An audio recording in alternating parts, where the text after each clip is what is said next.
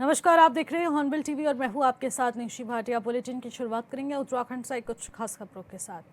मुख्यमंत्री पुष्कर सिंह धामी ने सोमवार को सचिवालय में सतर्कता हमारी साझा जिम्मेदारी थीम पर आधारित जन जागरूकता कार्यक्रम का शुभारंभ किया। ये जन जागरूकता कार्यक्रम प्रदेश भर में कई माध्यमों से राज्य स्थापना दिवस 9 नवंबर तक चलाया जाएगा।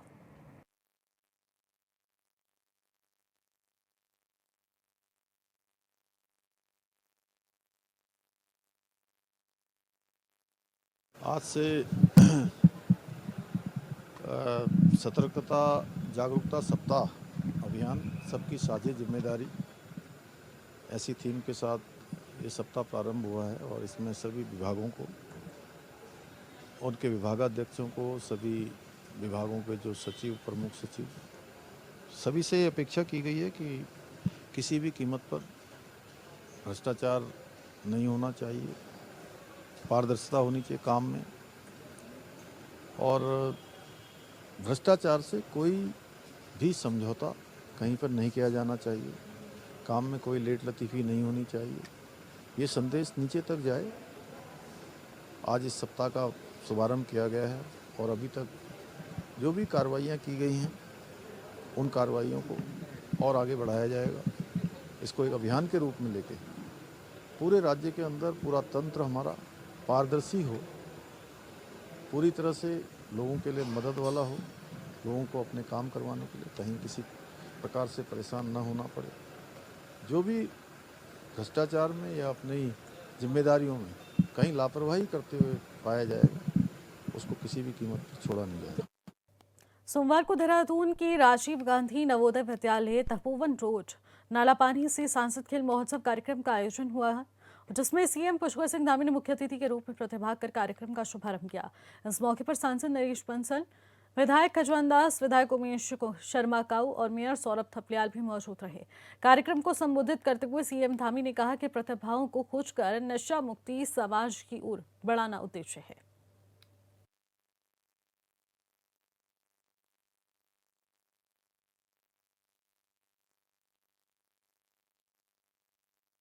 ऊर्जा और आत्मविश्वास के उत्सव का प्रतीक बनेगी, वहीं दूसरी ओर खेल प्रतिभाओं को, खेल संस्कृति को गढ़ने का भी एक माध्यम बनेगी। इस प्रतियोगिता का उद्देश्य fit India, sports India, strong India के संदेश को गांव-गांव तक पहुंचाने के साथ स्थानीय पारंपरिक और हमारे लोक खेलों को बढ़ावा देना भी है। इसके साथ ही हर बच्चे को खेलने का अवसर मिलेगा, आगे बढ़ने का अवसर मिलेगा और प्रत्येक विकासखंड व जनपद से ओपन टैलेंट की खोज कर नशा मुक्त समाज की ओर युवाओं को प्रेरित किया जाएगा। इसलिए मेरी आप सभी विद्यार्थियों से, आप सभी खिलाड़ियों से अपील है कि सांसद खेल महोत्सव में आप सब खूब बढ़ चढ़कर भाग लीजिए, खूब उत्साह से भाग लीजिए, खूब मन से इस खेल प्रतियोगिता में भाग लीजिए और खेलिए। साथियों, आज आदरणीय प्रधानमंत्री जी के कुशल नेतृत्व में भारत खेलों के क्षेत्र में नई ऊंचाइयों को छू रहा है और वैश्विक स्तर पर, वैश्विक मंचों पर भी अपना विशिष्ट स्थान बना रहा है। आज खेल का कोई ऐसा क्षेत्र नहीं है, आज खेल का कोई ऐसी प्रतियोगिता नहीं है जिसमें हमारे भारत के खिलाड़ी भारत के तिरंगे को अपने खेलों के माध्यम से शान से लहराने का, ऊंचा उठाने का काम न कर रहे हों। हर क्षेत्र में आज भारत का तिरंगा लहरा रहा है। हमारे खिलाड़ी हर क्षेत्र में अपनी प्रतिभा का प्रदर्शन कर रहे हैं।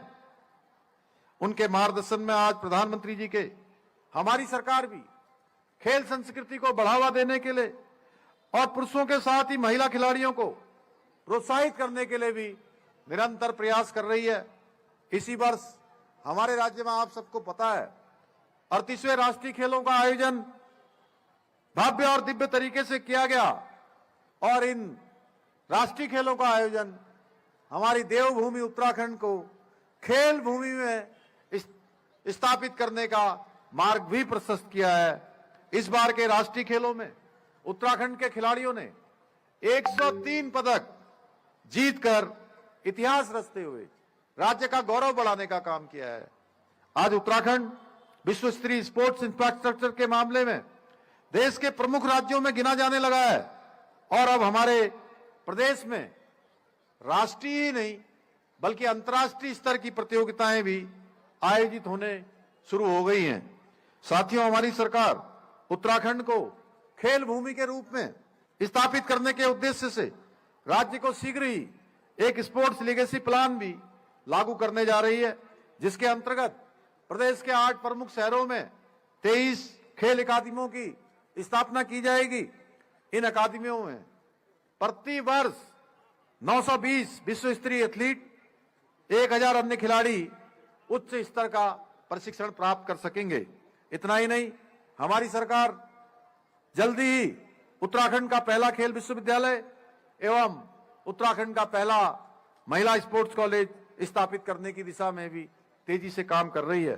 साथियों, प्रदेश में खेलों के समग्र विकास और खिलाड़ियों को प्रोत्साहित करने के उद्देश्य से हमारी सरकार ने राज्य में नई खेल नीति भी लागू की है।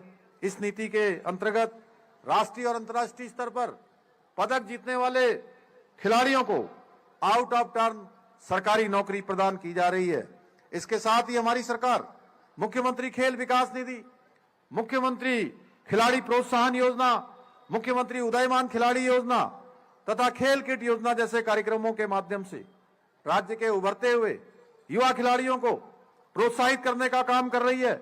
यही नहीं, हम उत्तराखंड खेल रत्न पुरस्कार और हिमालय खेल रत्न पुरस्कार प्रदान कर खिलाड़ियों की योग्यता को भी सम्मानित कर रहे हैं। इसके अलावा हमने राज्य की सेवाओं में खिलाड़ियों के लिए 4% खेल कोटे को पुनः लागू किया है, जिससे हमारे खिलाड़ियों के परिश्रम और कौशल को अवसर और सम्मान मिल सके।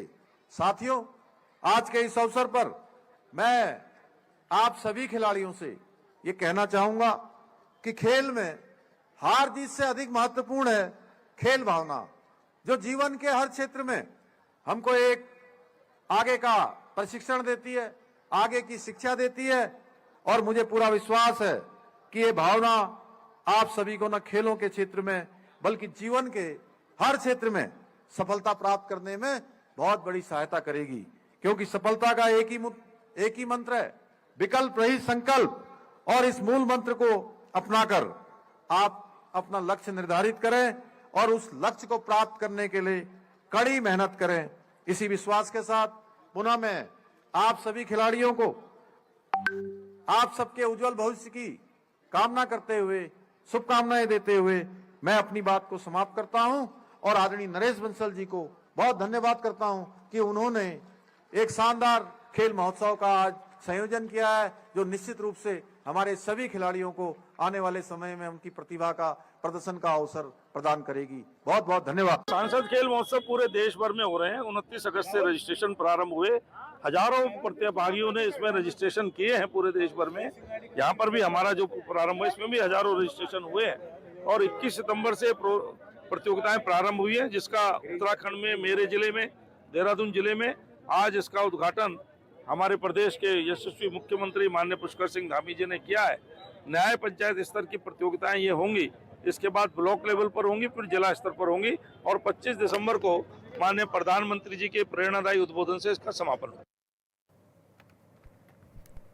चंपावत और पिथौरागढ़ जिले में साहसिक पर्यटन और अपार संभावनाएं लेकर इसमें तमाम योजनाएं तैयार की जा रही हैं। इस दिशा में सरकार की ओर से बेहतरीन कार्य किए जा रहे हैं और इसी क्रम में 4 विदेशी समेत देश के अन्य खिलाड़ी सरयू और रामगंगा की उफनती लहरों को कयाक और राफ्ट के जरिए पार करते हुए चंपावत के पंचेश्वर पहुंचे। खिलाड़ियों ने अपनी ये साहसिक यात्रा पिथौरागढ़ जिले के थल से रामगंगा नदी तक शुरू की है, जिसके बाद चंपावत जिले के रामेश्वर पहुंचे। यहां से उनकी ये साहसिक यात्रा सरयू नदी से होते हुए चंपावत के पंचेश्वर के महाकाली नदी में जाकर समाप्त हुई है। विदेशी खिलाड़ियों को ये सरयू रामगंगा की लहरें काफी भयावह नजर आई।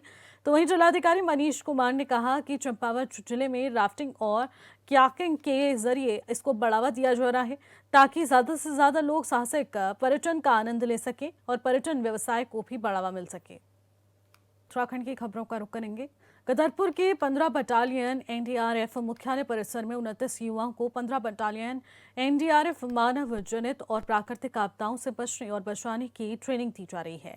इस मौके पर बोलते हुए कमांडेंट सुदेश कुमार तराल ने कहा है कि प्राकृतिक आपदाओं में जान माल का नुकसान कम हो, उसके लिए 15 बटालियन एनडीआरएफ लगातार काम कर रही है। वहीं युवाओं को भी इस संबंध में प्रशिक्षित किया जा रहा है। योजना बनाई जा रही है और युवा आपदा मित्र योजना के तहत 16 बैच चलाए जाएंगे, जिसमें से पहले बैच का विधिवत शुभारंभ किया जा रहा है। 29 लोगों को दूसरे की जान बचाने और विभिन्न आपदाओं की तहत आपदा में बचाव कार्य करने सहित तमाम योजनाओं के बारे में ट्रेनिंग दी जा रही है।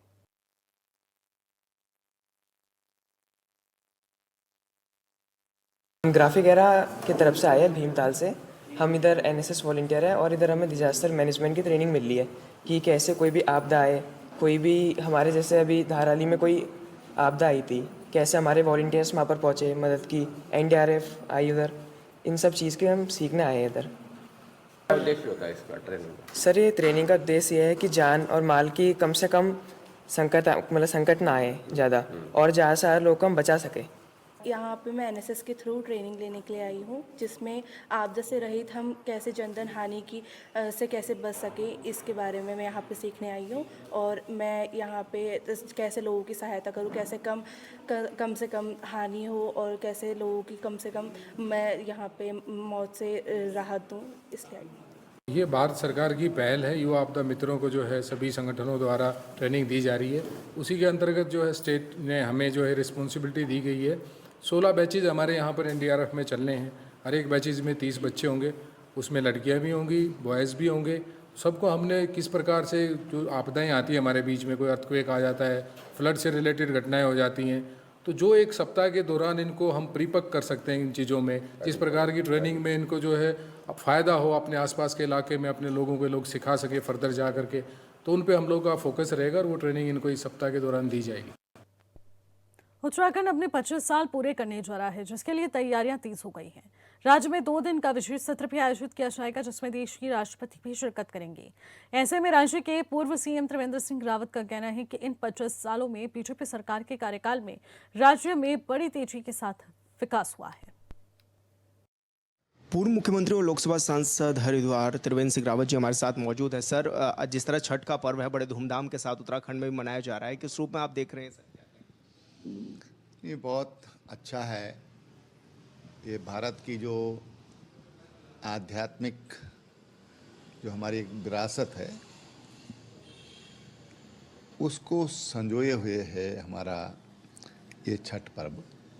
छठ माई की पूजा करते हैं और साथ ही प्रकृति से जुड़ा हुआ है ये पर्व। जब हम अपने ताल तलैयों की सफाई करते हैं और महिलाएं पति की दीर्घायु के लिए व्रत रखती हैं, और ये भारत की एक खासियत है। और इस छठ पर्व पर जो एक विशेष देखने को मिलता है, कहते हैं उगते सूर्य को सब प्रणाम करते हैं, लेकिन छठ पर्व पर हम अस्तांचल की ओर बढ़ रहे सूर्य की भी पूजा करते हैं, अर्घ्य चढ़ाते हैं, और जब सूर्योदय होता है अगले दिन तो उस समय भी हम अर्घ्य चढ़ाते हैं। ये खासियत है कि हम अस्तांचल के सूर्य को भी नमन करते हैं, अर्घ्य चढ़ाते हैं। मेरी ओर से छठ पर्व की सभी को ढेर सारी शुभकामनाएं। छठ मैया का आशीर्वाद सबको मिलता रहे, ऐसी मेरी कामना है। सर, क्योंकि बीड़ा आपने भी उठाया गंगा सफाई का, और लगातार वो देखा भी जा रहा है कि हरिद्वार क्षेत्र में गंगा की साफ सफाई की जा रही है। सर, किस तरह से ये अभियान जारी? देखिए, स्वच्छता एक ऐसा विषय है जो कि अपने रोज़मर्रा के जीवन में अपनाने की ज़रूरत है। वो चाहे अपने घर की सफाई हो या सार्वजनिक स्थलों की सफाई हो।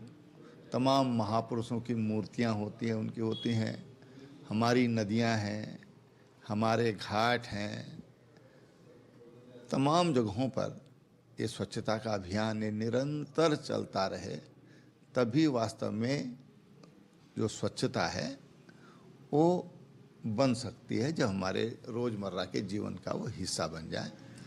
और जब 2014 में माननीय नरेंद्र मोदी जी देश के प्रधानमंत्री बने और उस समय उन्होंने इसकी शुरुआत की और कहा कि भाई स्वच्छता अभियान ये सबके लिए है, सब इसमें भाग लें, चाहे फिर हर घर में शौचालय बनाने की बात होगी, हर घर नल की बात होगी, नल से पानी देने की बात होगी। ये सारे अभियान माननीय प्रधानमंत्री जी ने चलाए और आज उसका प्रभाव हम देश में देखते हैं। काफ़ी असर उसका हमारी जो जीवन शैली है उस पर पड़ा है, या हमारी जीवन शैली प्रधानमंत्री जी के स्वच्छता अभियान से प्रभावित हुई है।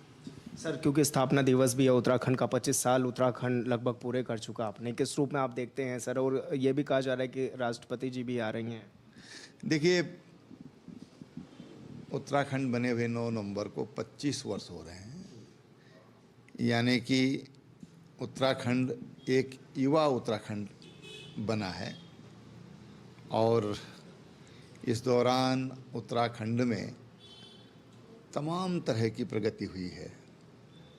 हमारा जो रोड इंफ्रास्ट्रक्चर है वो अच्छा हुआ है, रेलवे को हुआ है, एयर सर्विसेज का हुआ है, इंडस्ट्रियल डेवलपमेंट हुआ है प्रदेश के अंदर। चाहे हम देखें, अगर पावर के क्षेत्र में देखें तो पावर का भी है, हेल्थ का भी, एजुकेशन का भी, जो तमाम जो आवश्यक चीज़ें हैं वो हमारा विकसित हुआ है। लेकिन इसका मतलब ये नहीं कि हम पूर्ण विकसित हो गए हैं। उसके लिए हमको सतत प्रयास करने होंगे। आम आदमी उसमें योगदान करे, आम युवा उसमें योगदान करे, स्वरोजगार करे और अपने लिए नहीं बल्कि अपनों की चिंता करते हुए करे। यानी कि मैं तो अपना रोज़गार करूँगा ही, साथ में मैं 4 लोगों को और रोज़गार दूंगा। इस भावना के साथ हमको काम करने की आवश्यकता है, हमारी नई जनरेशन को काम करने की आवश्यकता है। तो हमारा उत्तराखंड बहुत जल्दी राष्ट्र के इस पुनर्निर्माण के कार्य में, जो माननीय प्रधानमंत्री जी ने विकसित भारत की जो संकल्पना की है, उसमें हम लोगों का एक महत्वपूर्ण योगदान हो सकता है। सर, स्पेशल सेशन भी होने जा रहा है, कहा जा रहा है कि राष्ट्रपति जी आ रही हैं। हाँ, राष्ट्रपति जी आ रहे हैं, मुझको भी समाचार पत्रों के माध्यम से जानकारी मिली है। हम राष्ट्रपति जी का स्वागत करते हैं और उनका जो मार्गदर्शन हमारे जनप्रतिनिधियों के माध्यम से पूरे प्रदेश को मिलेगा, निश्चित वो प्रेरणादायी होगा। जो हमारे राष्ट्रपति हैं वो जनजातीय क्षेत्र से हैं। मैंने उनका घर भी देखा है, बहुत साधारण छोटा सा घर है और किस तरह का उनका अपना एक जीवन है वो अपने आप में एक सीखने लायक है। तो उनका जीवन, उनकी जीवन शैली, उनका उद्बोधन, ये हमारे स्टेट का, हमारे राज्य का मार्गदर्शन करेगा और निश्चित रूप से उनके बोले हुए शब्द हमारे लिए आशीर्वाद होंगे जो हमको आगे बढ़ाएंगे। सर, अंतिम सवाल मेरा ये है कि ग्रीष्मकालीन यात्रा पर ब्रेक लग गया है, अब शीतकाल के लिए आप लोगों से भी क्या अपील करेंगे, क्योंकि पिछले साल भी शीतकाल यात्रा चली थी और इस बार भी चले? अब देखिए, सरकार का प्रयास है, अच्छा है और क्योंकि अब तमाम जो हमारे बद्रीनाथ जी हों, चाहे चारों धामों में रहने वाले हमारे यमुनोत्री मैया हो, गंगोत्री जी, सभी केदार बाबा हों, उनके अपने जो शीतकालीन प्रवास हैं वहाँ पर दर्शन कर सकते हैं। वो कोई ऐसा नहीं है कि वहाँ पर दर्शन की व्यवस्था नहीं है, उसके लिए दर्शन की व्यवस्था होती है, नियमित वहाँ पर पूजा होती है। जो श्रद्धालु हैं देश भर से अगर वहाँ आना चाहते हैं तो ज़रूर आना चाहिए। सर, ऑनबिल टीवी से बातचीत करने के लिए त्रिवेंद्र सिंह रावत जी हमारे साथ थे, जो कि बता रहे थे कि तैयारियां काफ़ी ज़ोरों शोर से जारी भी हैं और ये भी देखा जा रहा है कि गंगा घाटों की साफ सफाई भी इस दौरान हुई है। ऑनबिल टीवी के लिए देहरादून से विशाल गर्ग। खबर चमोली से है, जहां पर केंद्र सरकार की वाइब्रेंट विलेज पहल के तहत उत्तराखंड सरकार की ओर देवभूमि सांस्कृतिक उत्सव 2025 का आयोजन बद्रीनाथ में हुआ है। वहीं सांस्कृतिक उत्सव में राजकीय स्नातकोत्तर महाविद्यालय जोशीमठ में नृत्य प्रतियोगिता में चौथा स्थान हासिल किया है। प्राचार्य प्रोफेसर प्रीति कुमारी ने छात्रों की सराहना की। साथ ही 25 एनसीसी कैंडिडेट्स के लेफ्टिनेंट राजेंद्र सिंह के नेतृत्व में स्वच्छता रैली निकालकर पर्यटकों को जागरूक भी किया गया।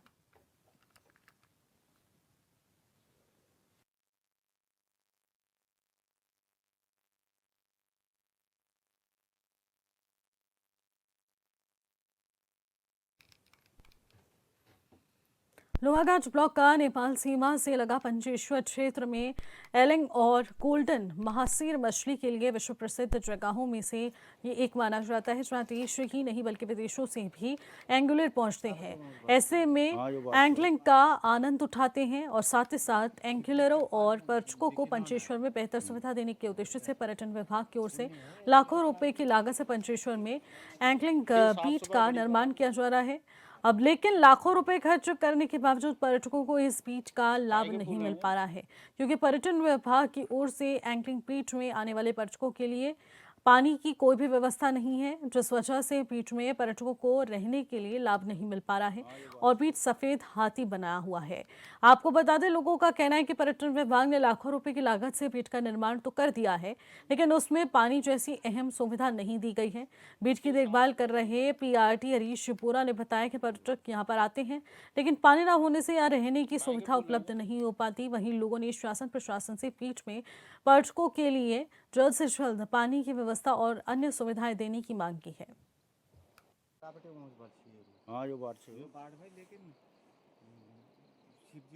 यहाँ हो गया मुझे साहब 5वां महीना लग गया। 5वां से अब 6वां लगता है। पानी बिल्कुल नहीं है इधर, तभी नहीं आ रहे हैं पर्यटक। हाँ, रहने के लिए है तो कहते ही हैं, लेकिन पानी की वो है, बिल्कुल पानी नहीं है इधर।